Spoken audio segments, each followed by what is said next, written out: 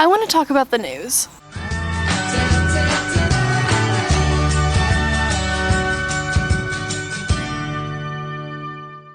Hello guys and gals of the internet, Sword here. Thanks for dropping by. And as many of you already know, I am in college right now majoring in journalism.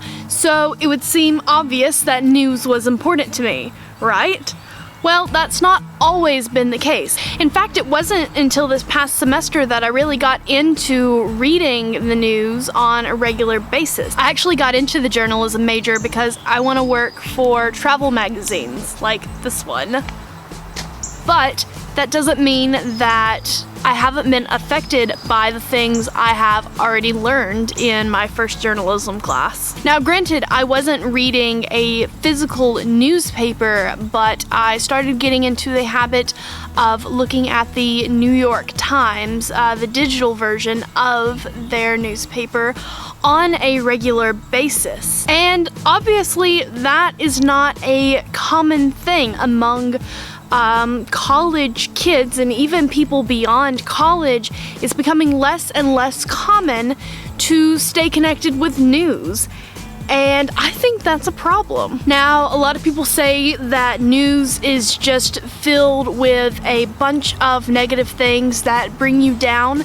And while it's true that the news is filled with a lot of negative things, it's also filled with a lot of important things that as educated citizens we need to know in order to make the best decisions for ourselves, whether that is politically or economically or socially or what have you. Without news, we are going into situations blind. And while it may seem that a lot of news is irrelevant, it actually is very relevant if you take a closer look at it. Take Brazil, for example.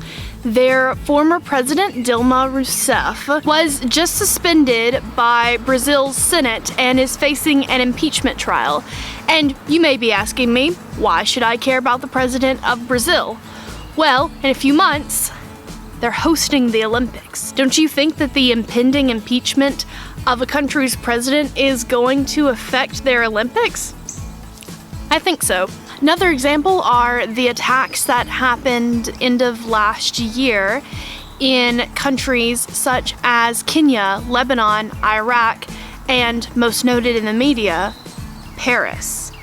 Now, granted, those things may have not affected you directly, but I can bet that they affected you personally anyways, because those type of events symbolize a much greater struggle that we are all facing in these modern times. Without the news, how are we supposed to know about things that are going on in the world? Most notably, how are we supposed to know about social injustices that are going on in our backyard? Without the news being the watchdog that it is, and without you as citizens, as readers, as people engaging with the news, we aren't going to know about the things that we need to change.